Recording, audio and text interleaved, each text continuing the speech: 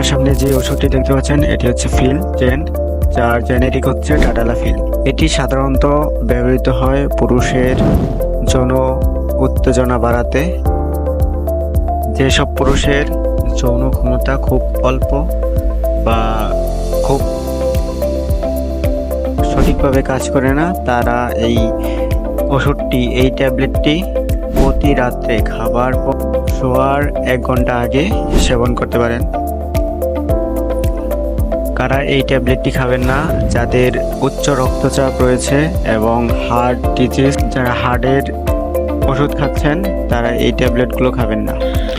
এটি কিভাবে কাজ করে? এটি লিঙ্গের রক্তের প্রদাহ বাড়ায় এবং প্রোস্টেট গ্রন্থির পেশির শিথিল করে।